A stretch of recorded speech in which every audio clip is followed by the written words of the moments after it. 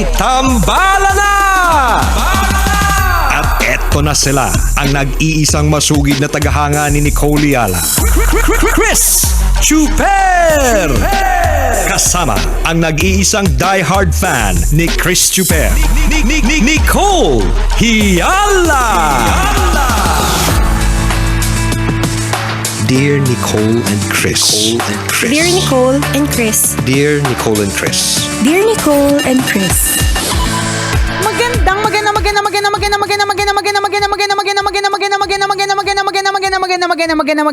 Magandang tanghali mga tambalani sa mga kabisyo, mga kabasic. Hi partner! Hi partner! Hi mga kabisyo! Sana po punong-puno, siksik, liglig at umaapaw ang biyaya nyo ngayong araw na ito. Sana naman maambunan kami ng mga biyayang yan. Alam mo kanina partner, ang caption ko sa Instagram at Facebook, yung sana isang araw gisingin ako ng nanay ko. Kaya basta may kahit sino nang gumising sa akin at sabihin niya sa akin na hindi mo na kailangan magtrabaho ngayon. Kasi hasyendera ka talaga.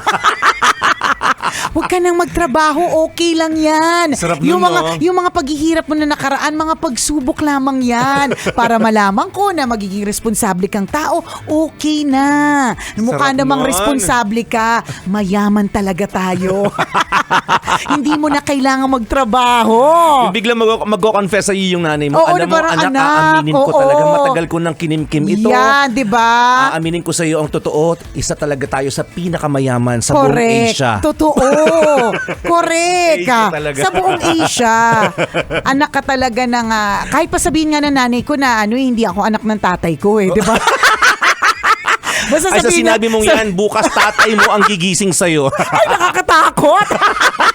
Dadalawin ako ng tatay ko. Sasabihin sa akin ng tatay ko, anak, ilong na ilong mo pa lang.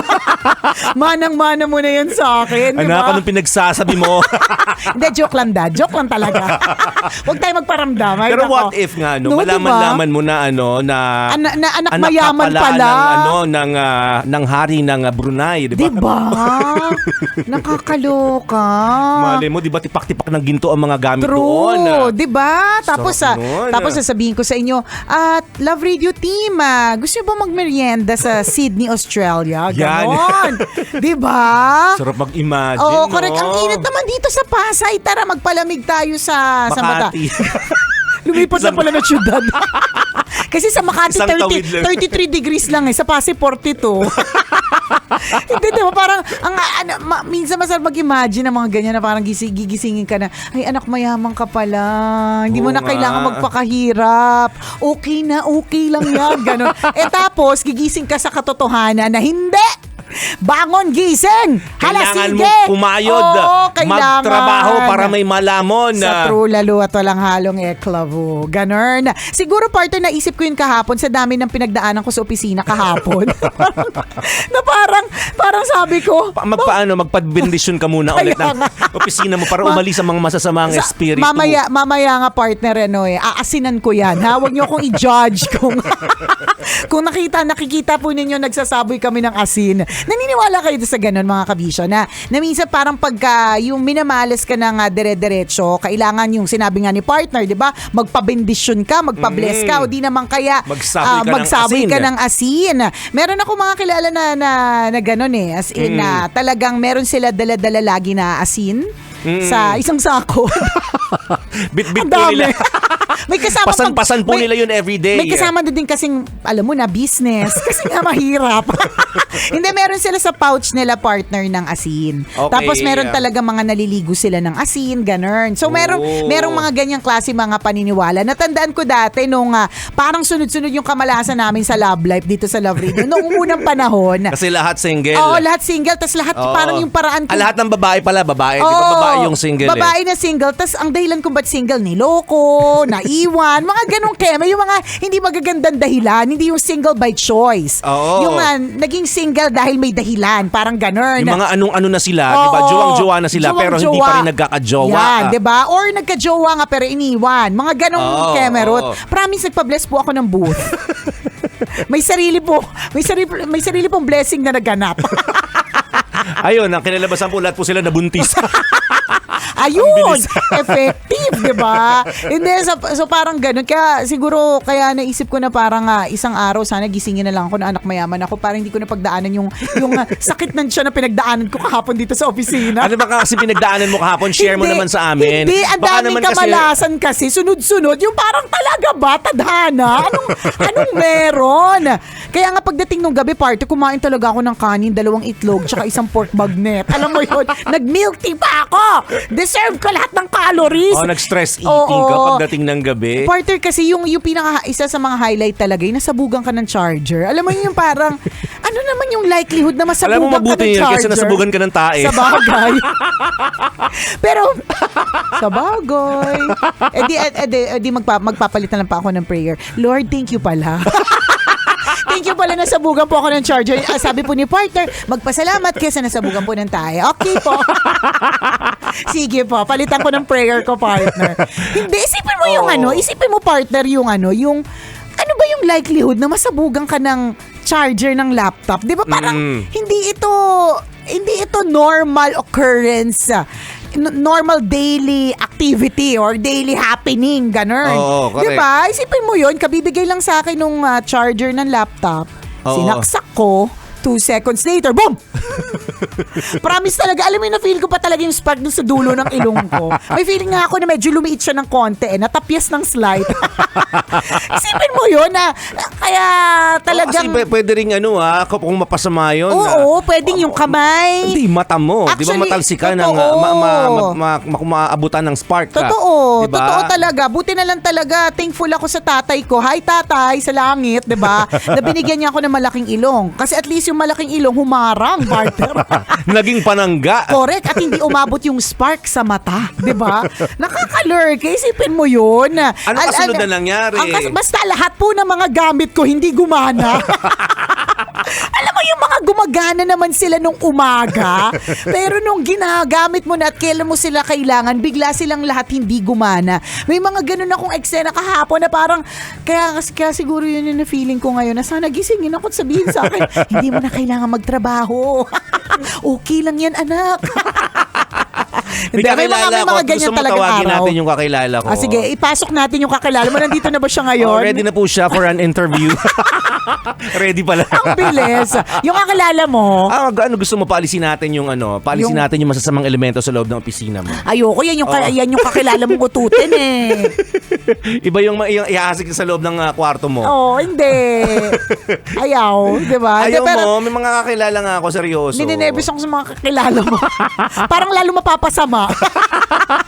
Nag-aalis sila ng mala sa mga sa mga lugar-lugar. Bakit parang malas ka? Parang ano yan eh. Diba? Hindi pa rin totoo, partner kapag halimbawa ikaw may i-recommend ka, kunyari na tao, na kunyari, ito nangyari to sa akin eh. Sabi sa akin ng friend ko, naku, may i-recommend ako sa kanya, sa'yo. Sabi niya, sobrang galing na dentista. Yung friend ko, partner, bungal. Alam mo yun, parang grabe ka naman. Totoo ba? Mali mo ba yung choice yun? Mali mo pa uso niya yun. Mali mo may siwang lang talaga yung ngipin. Hindi. Layo lang talaga ng pagitan. Hindi. Iba talaga yung kanya. Diba? Hindi. Pero alam niyo po, mabalik din sa mga eksenang parang sunod-sunod na kamalasan. Yun yung mga example ng it's just a bad day, not a bad life. Correct. Oo, it might just be actually a bad few hours. Diba? And it's not a bad day.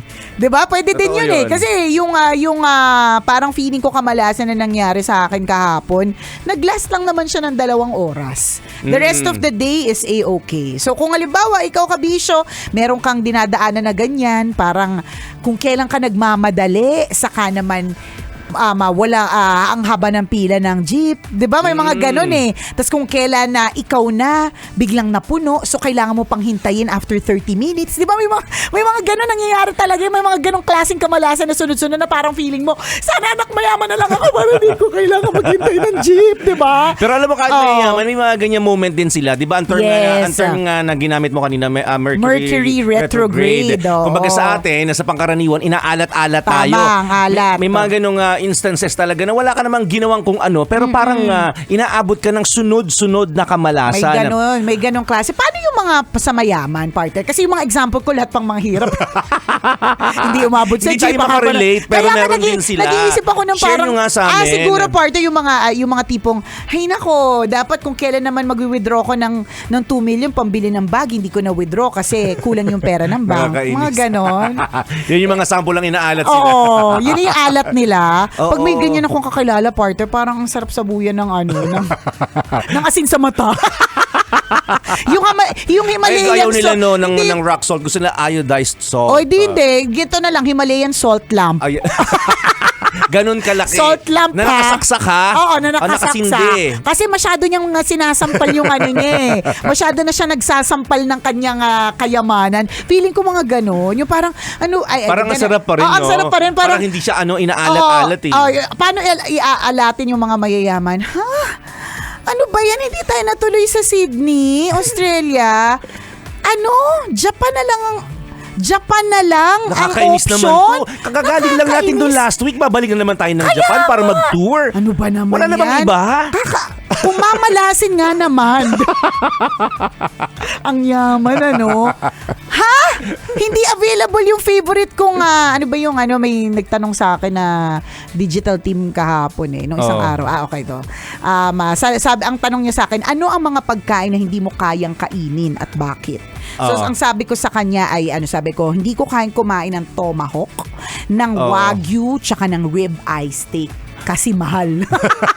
So, ganito yung mga inaalat. Ha? Hindi available yung wagyu steak na 10,000 per gram? Naku. Ano ba na? Cravings ko pa naman yun ngayon.